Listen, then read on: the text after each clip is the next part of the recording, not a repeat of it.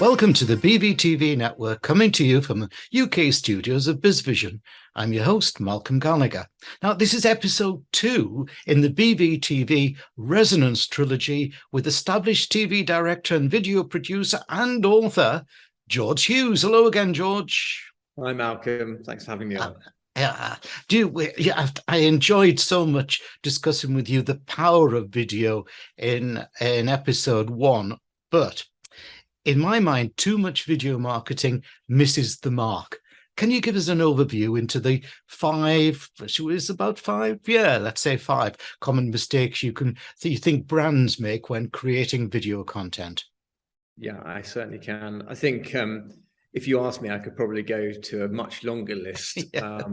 Unfortunately, I see a lot of mistakes being made. But I think if you condense them down to 5, they're probably the most common ones.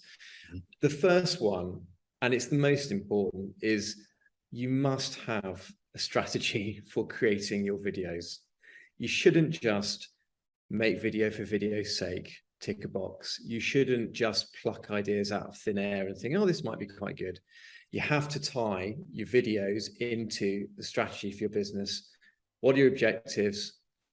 Who is the audience that you are speaking to, your customers? And what are the outcomes that you want to deliver? And that means tracking those outcomes, those KPIs. And then everything else will flow from there. That's your bedrock for your video campaign, whether it's a single video or an entire strategy. So make sure you really interrogate why you're doing that project. That's the most important one, number one. I would say that the second one is probably trying to cram too much information into videos. See that all the time. Videos are your shop window. They are a window into your company. They're to grab attention and they're to explain things simply and easily. They're about teasing your audience and teasing your customers. Unless you're going to something very specific, like a training film or something like this, if it comes to marketing, you need to keep them simple. So save all the extra information for your website and your brochures and things like that. Keep it simple. Don't overcomplicate. The next thing I'd say is don't make it too long. That's another one, and that feeds off that first one. You see videos that are, I don't know, 5, 10, 15, 20 minutes, maybe an hour long sometimes.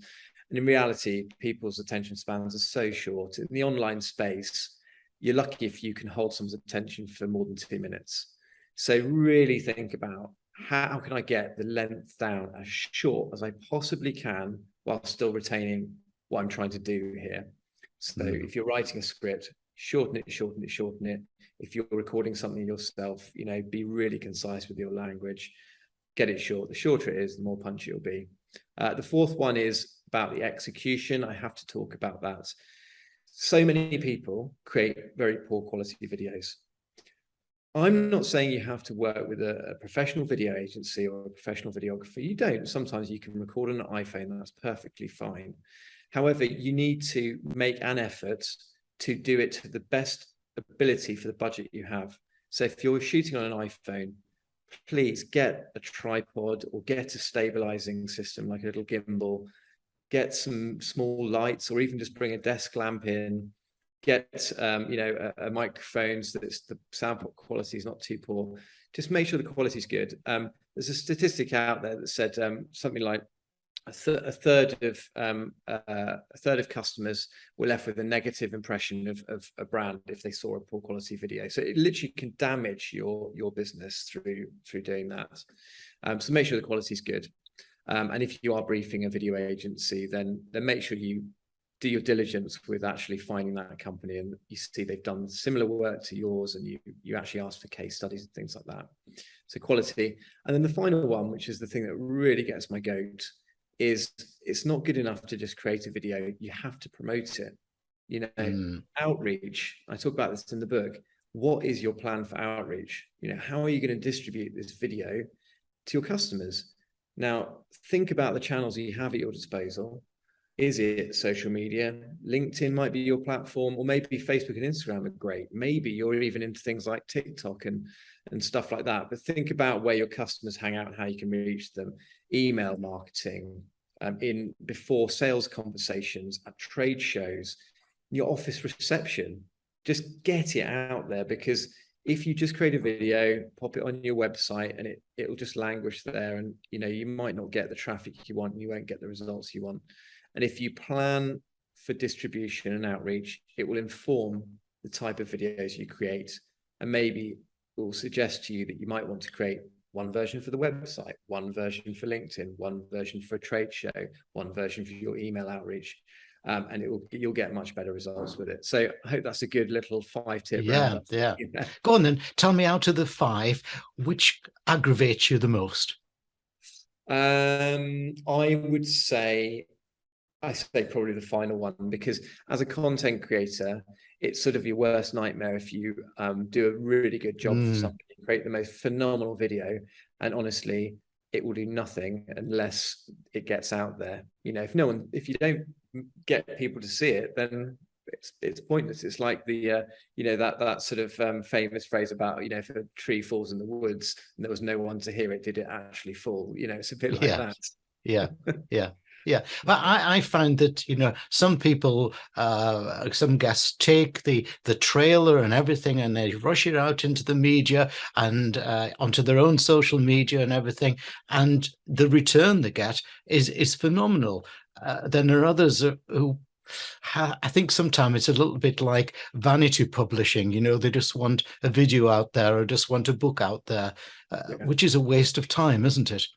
Yeah, absolutely. I mean, the classic one that we'll get all the time is, our CEO has seen that such and such competitor just released a video, so now we've got to do one. Yeah, it's that, and it's so, well, okay, so they're already getting an edge over you because they've taken the initiative. So let's think this through. Let's not just try and copy what they're doing. Let's try and do something fresh, or we've just had a bit of budget release, we've got hardly any time to spend it, let's quickly do something. You wouldn't do that with your website build, would you? And you wouldn't do that with your whole brand design and all of the other things you do. You plan them properly, and that's how video should be as well. It's an avenue, it's a tool, but it's a whole strategy in its own right. It's not something that should be used just randomly in isolation. Yeah. Thanks, George. Now, let's give viewers and listeners details of your URL, your website address, which obviously, viewers, you can see on the screen behind me. But for listeners, let me spell it out. And this is an easy one to remember. All the W's .smallfilms.com. All the W's.smallfilms.com. George's book is called Resonance, Unleash Your Brand's Potential with Video. And it's available in both Kindle and paperback at Amazon. Now, I think understanding the power of video means, as a leader, communicator, and marketer, you need at least a basic understanding of the psychology behind video, and also to have a vision of where video is going to. So that's where I'd like to go to in episode 3 with George. So are you up for that, George? I certainly am.